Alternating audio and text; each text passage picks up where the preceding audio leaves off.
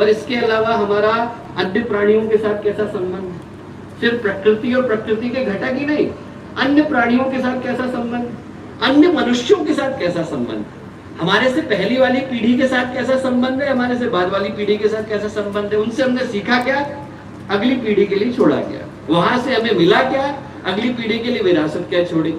जब ये बात मैंने उनसे कही और वो बोलने के लिए खड़े हुए, मुख्य अतिथि वही थे, बोलने के लिए खड़े हुए तो बोले कि मैं 84 साल का हो गया, 17 साल का था तब से पर्यावरण के लिए काम कर रहा हूँ, चिली में, परू में, जंगलों में घूमता रहा। बोले मैंने अपनी पूरी जिंदगी में पर्यावरण के लिए लगा दिया, मुझे नोबेल प्राइज भी मिला। बोले आज तक मुझे नहीं लगा था कि पर्यावरण के क्षेत्र में ऐसा कोई चिंतन हो सकता है जो मुझे नया लगेगा। बोले आज मैं पहली बार आकर के खड़ा हुआ और जब मैंने गुरुदेव का चिंतन सुना तो मुझे लगा ये अकेला चिंतन ऐसा है जिससे पूरी मानवता की दिशा को बदला जा सकता है। बोले 360 डिग्री का चिंतन, बाकी के लोग सिर्फ एक ही दिशा में सोचते हैं कि हम पेड़ लगाएं, प्रकृति के साथ का संबंध। बोले गुरुदेव ने तो एक पीढ़ी पहले का सोचा, एक पीढ़ी बाद का सोचा। बोले ऐसा चिंतन देने वाला मेरी दृष्टि में आज तक धरती पर पैदा नहीं हुआ और कभी पैदा होने वाला नहीं।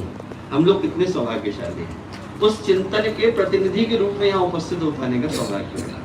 आज हम लोग यहाँ पर वृक्षारोपण के लिए आकर के खड़े हुए, प्रकृति के कष्ट को दूर करने के लिए आकर के खड़े हुए, जितने भाई बहन बैठे हैं, युवा जो यहाँ पर स्कूल से, कॉलेजेस से अपना समय निकाल करके आए, मैं कहूँगा कि उनके जीवन का सबसे सौभाग्यशाली दिन है। वो लोग यहाँ पर यज्ञ करने के लिए आकर के करते हैं।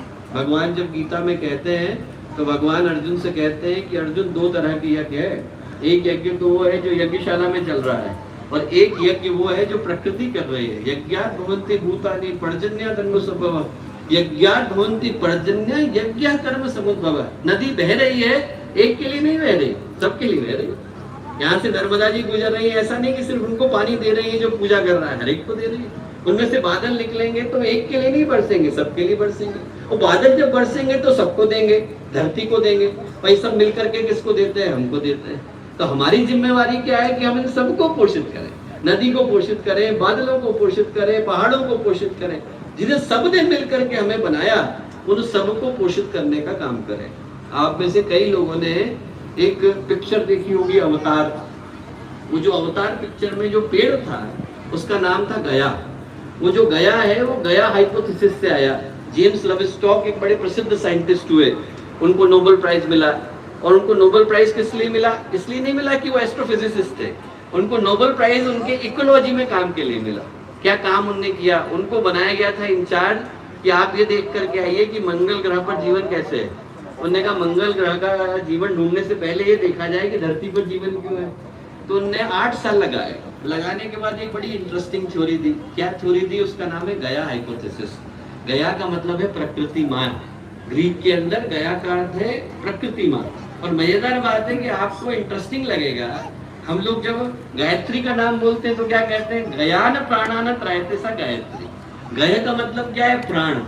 और ग्रीक में गय का मतलब क्या है? प्राण, पूरी प्रकृति का प्राण। जो गया हाइपोथेसिस है अवतार के अंदर, वो गायत्री से निकल करके आया कि पूरी सृष्टि को प्राण देने वाली जो शक्ति है वो गया। उनने कहा कि क्या समस्या है? जब से बिग बैंग हुआ, बहुत बड़ा विस्फोट हुआ, सारे ग्रह बने, तो सारे ग्रहों का टेम्परेचर जो था वो 25% बढ़ गया धरती को छोड़कर। ऐसा क्यों? कारण उनने पता किया कि कारण बड़ा इंटरेस्टिंग है। हम लोग निरंतर क्या कर रहे हैं? कार्बन डाइऑक्साइड छोड़ रहे हैं, ऑक्सीजन को ले रहे हैं। कार्बन डाइऑक्साइड छोड़ते हैं तो लेता कौन है? पेड़। देते हमें क्या है? ऑक्सीजन। बदले में आदान प्रदान चल रहा है। पर समस्या क्या है? पॉपुलेशन बढ़ रही है, पेड़ों को हम निरंतर काट रहे हैं। तो एक्स्ट्रा कार्बन डाइऑक्साइड का क्या होता है? एक्स्ट्रा कार्बन डाइऑक्साइड को जो ज्वालामुखी है वो आसमान में उछाल देते हैं, बादल उनको खा जाते हैं। बादल जब बरसते हैं तो समुद्र के फ्लोर को बनाते हैं, उनको बैक्टीरिया खाते हैं और बदले में हमें ऑक्सीजन देते हैं। पिछले 4.2 खरब वर्ष के अंदर ये जो आदान प्रदान है वो बिल्कुल बराबर है, जितना छोड़ा गया उतना लिया गया। तो उनने क्या समझा? उनने कहा इसका अर्थ ये है कि धरती जो है चट्टान नहीं है, ये एक जीवित प्राणी।